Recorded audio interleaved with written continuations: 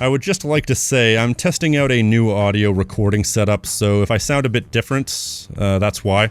In fiction, most villains fall into two broad categories, nuanced and pure evil. A nuanced villain is a villain that has depth, a valid point, perhaps even a point that the audience could sympathize with in another context, but it's their actions that have caused whatever positive intentions or nuanced points that they could have to fall on deaf ears as they have chosen the wrong way to do arguably the right thing.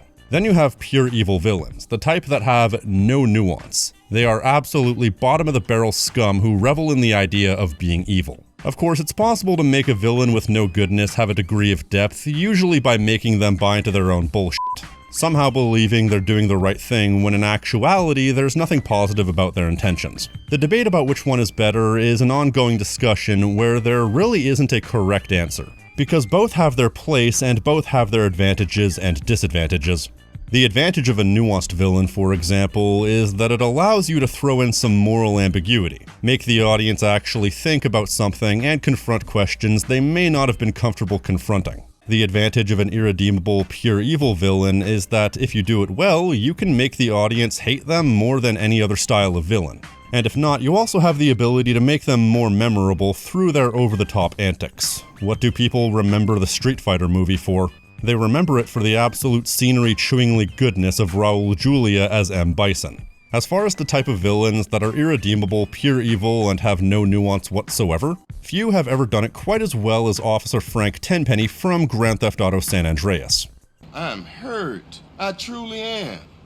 He is the main antagonist and principal villain from about 20 seconds into the game, but technically even before that. You see, this game has a prequel movie that shows you everything you need to know about him before the game actually starts.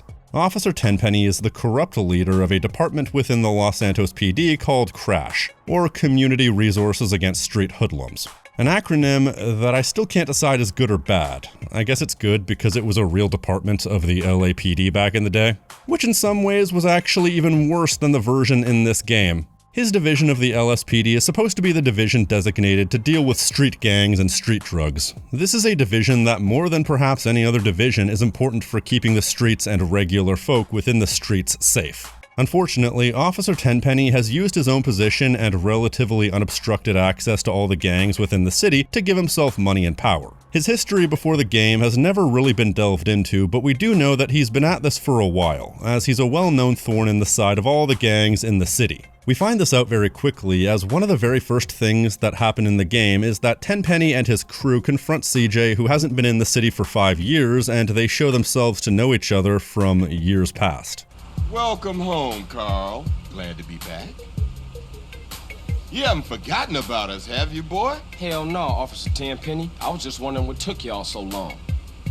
So through his antics, we can see that Tenpenny is on a first-name basis with every gang member in the city.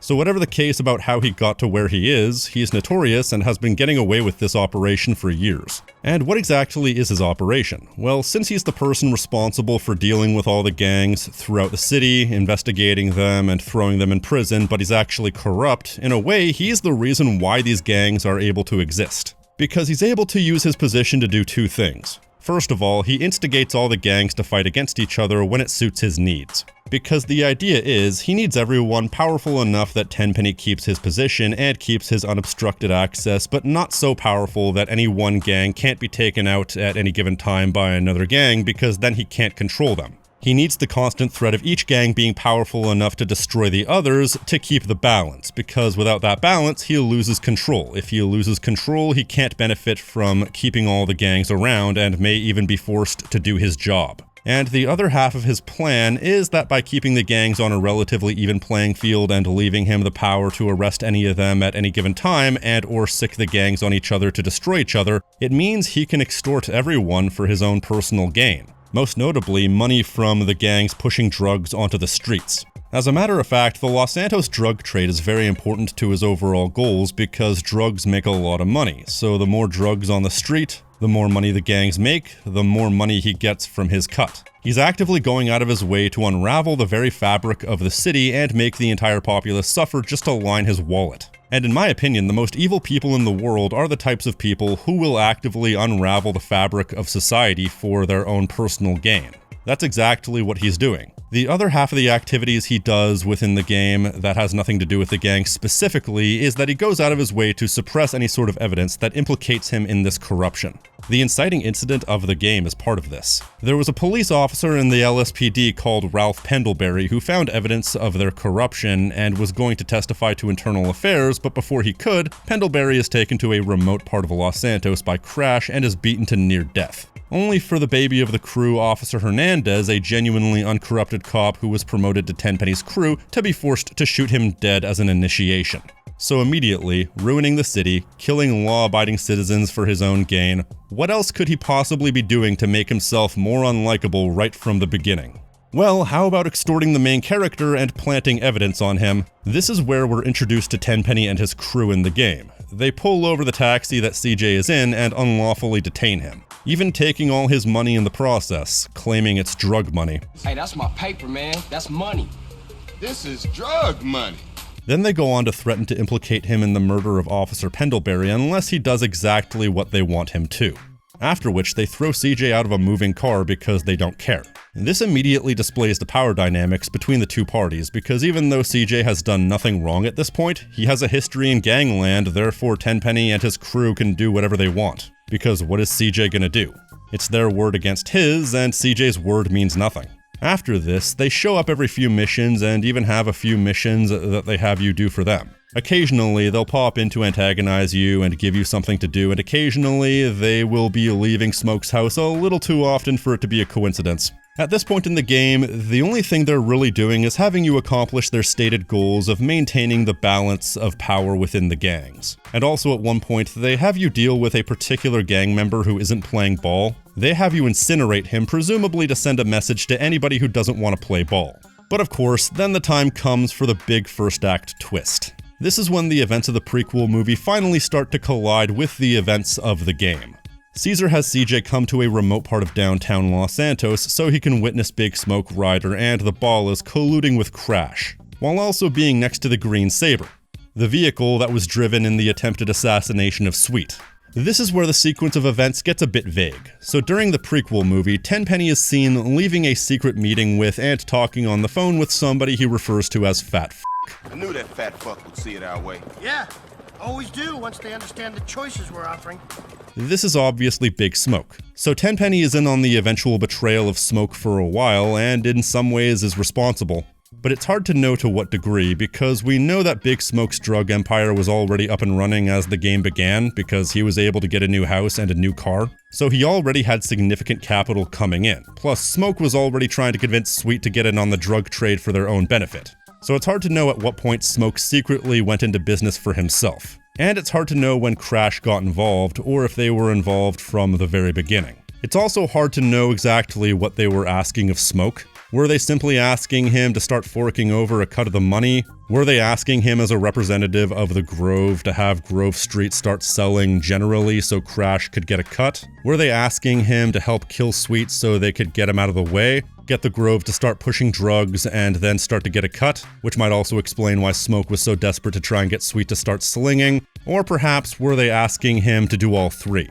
All I know is Sweet was unwilling to sell drugs, Smoke was already eager to do it, given that he was trying to convince Sweet, and so whatever the case, Tenpenny's involvement at worst pushed him over the edge in that respect. And if they were asking him to help orchestrate a hit against Sweet, then that might theoretically be something he needed some convincing to do. Either way, the result is that they were in some way involved with setting up Smoke's drug empire and or involved in the attempted assassination of Sweet by the Ballas using the Green Saber, which then resulted in the death of Beverly Johnson, CJ and Sweet's mother, ultimately kicking off the events of the game.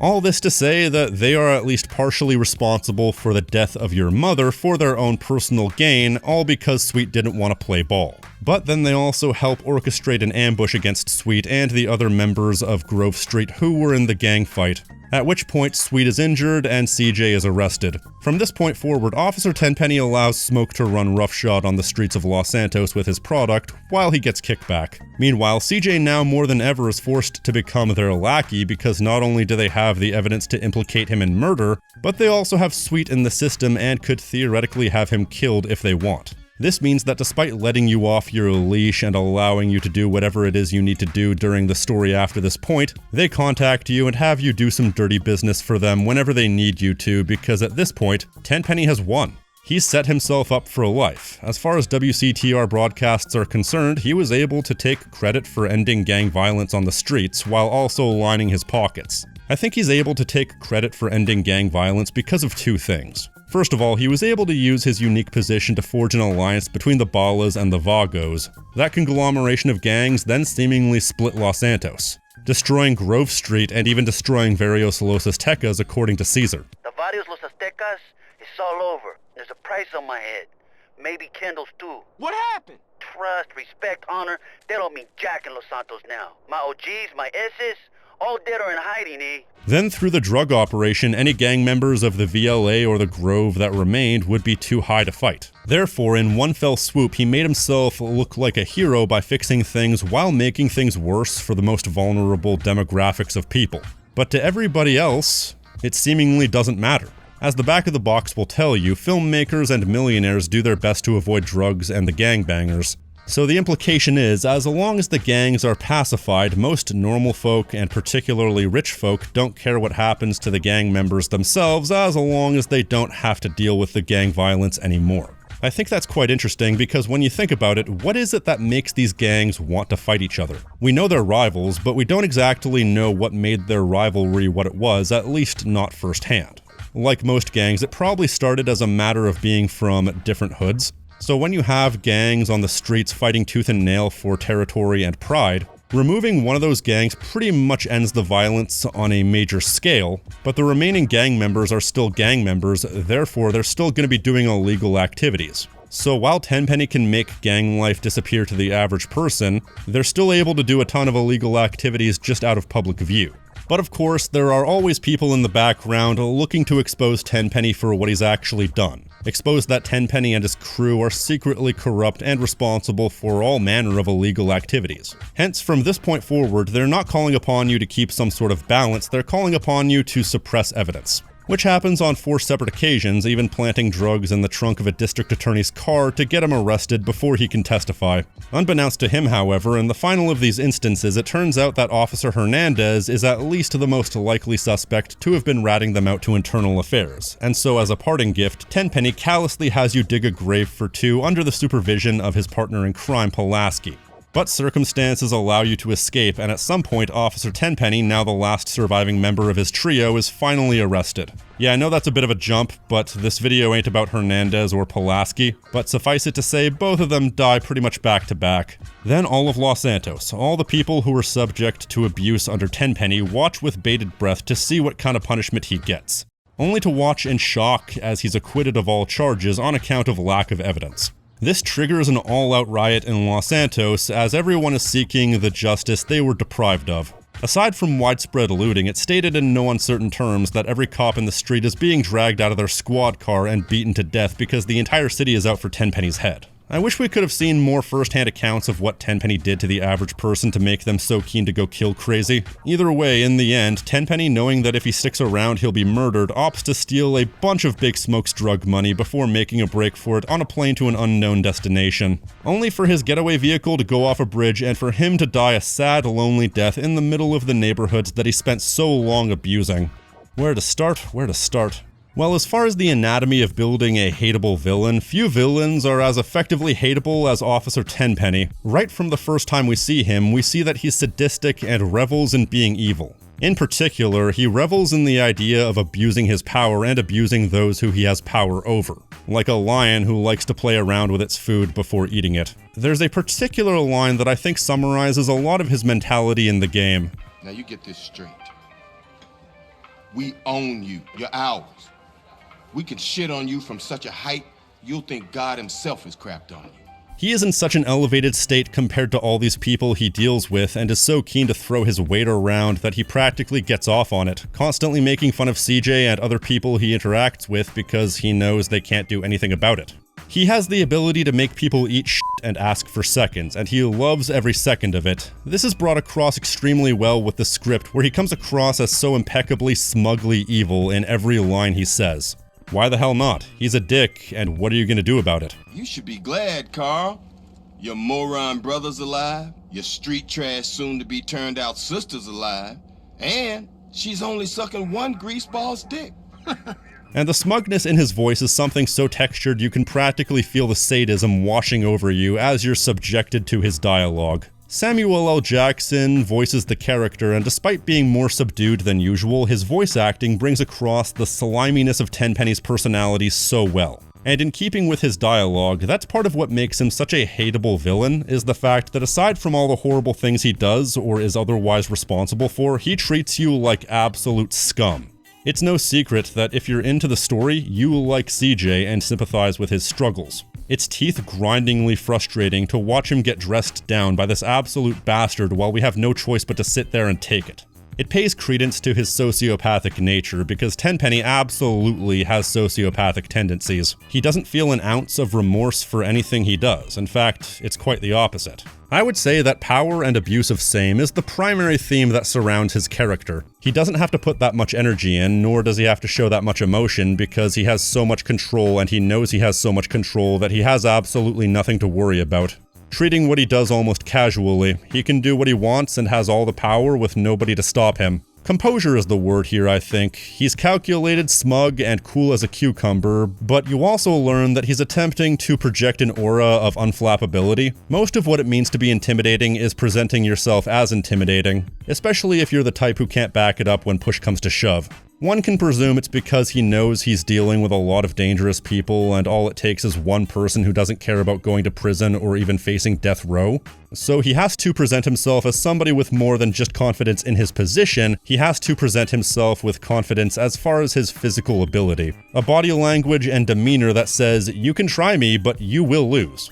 Intimidate those who intimidate others, Carl. It's my job.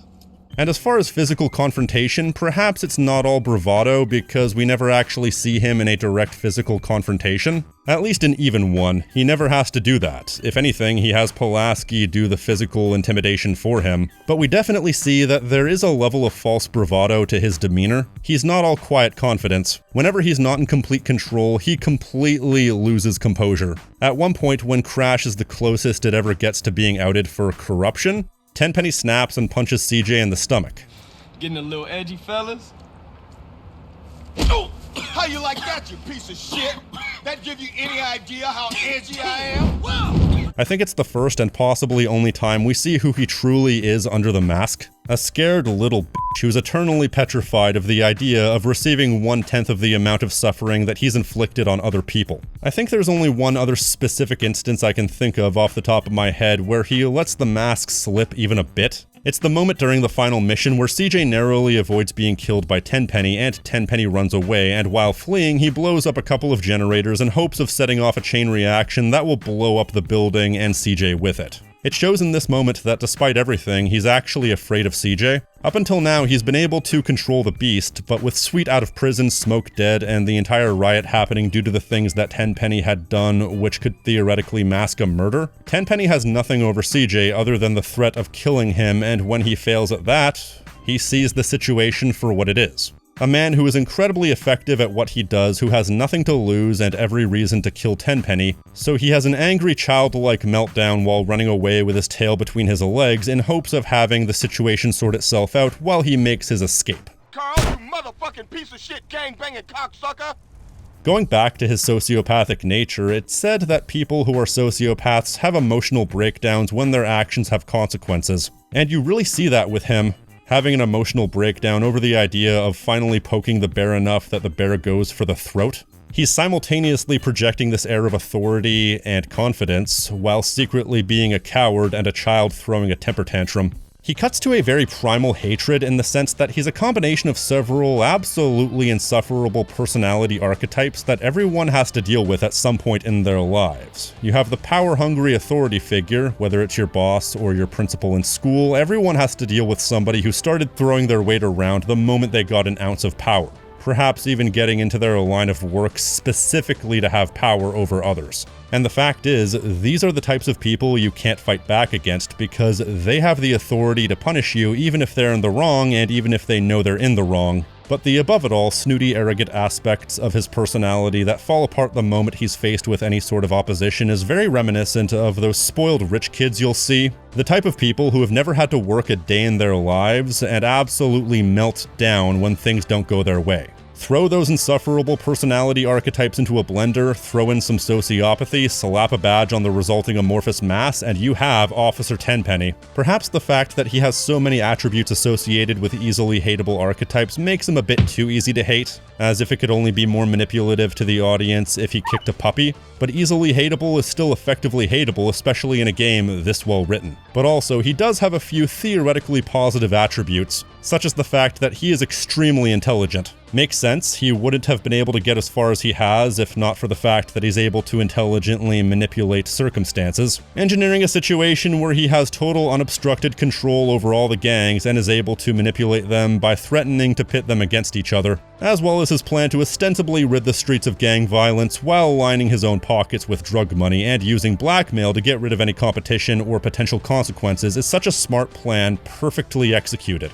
In fact, the only things that prevented the plan from succeeding longer term were the X factors he couldn't possibly account for. First of all being the fact that CJ would coincidentally gain the favor of a government agent, but more than anything, he couldn't account for the toughness of CJ. It's not unfair to say that he was his ultimate undoing. Even still, Tenpenny has an incredible eye for detail. Plus, he also has an incredible silver tongue for manipulation. He wouldn't have gotten half as far as he did if not for the fact that he's also incredibly charismatic. Manipulating people who you can blackmail is one thing, but being able to convince otherwise uninvolved people to walk through hell wearing a gasoline suit requires a whole different skill set that he proved himself to have. On multiple occasions, he showed that he could sweet-talk people and convince them of his plans, and that everything he does or makes anyone around him do is all part of the grander plan for the greater good. The only person he's not able to convince is Officer Hernandez, who allegedly sold him out to internal affairs. But even in the end, Officer Tenpenny is able to gain the allegiance of a couple of starry-eyed rookie police officers before the final chase, even as the entire city is rioting because of what Officer Tenpenny did. Why you think I'm alone?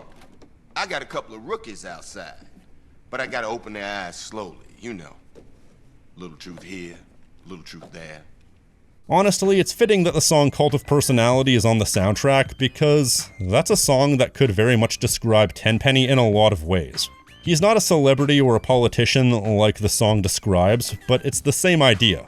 Especially that one part of the song that goes, "I exploit you, still you love me. I tell you 1 and 1 makes 3. Because in spite of the fact that there's no good way to spin what he's done, he's able to manipulate the people around him so they almost see a completely different reality to the one we do. The more you look into Tenpenny's personality, the more you realize he encompasses all the qualities of some of the worst types of people. Even more than the principals or the rich kids that I described, he encompasses the personality of cult leaders, corrupt politicians, battle tacticians, mass murderers, you name it. The people who have power and use them at the expense of those over their domain, not for their benefit. But ultimately, he somehow deludes himself into believing that he was a force for good. I didn't bring up that point earlier about how you can give a pure evil villain depth by making them buy into their own bullshit idly.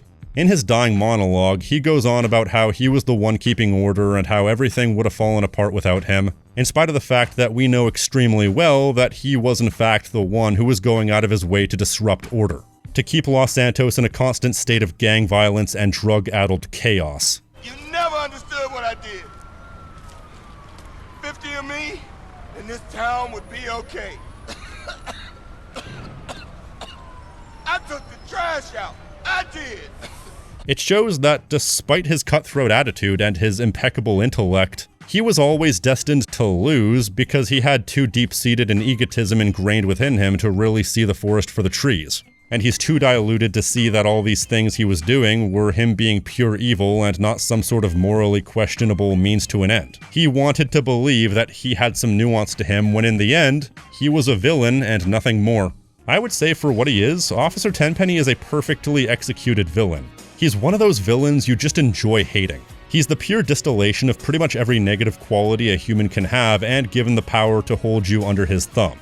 It really does pay credence to the benefits of having a simple but easily hateable villain, because he is so unbelievably memorable off the back of how much you hate him as well as the solid script and voice acting. He contrasts nicely against Big Smoke, who despite having a lot of flaws, still kind of has a point. in that while he was screwing over his homies, the gang he was part of was also on the verge of collapse, so it makes sense for him to have a backup plan. His intentions weren't the problem, it was the execution. Meanwhile, Tenpenny is just pure sociopathic villainy all the way through, and he's one of my favorite villains in the history of fiction because of that. Pure distilled villainy with enough depth to make him come across as human, if a complete whack job of a human.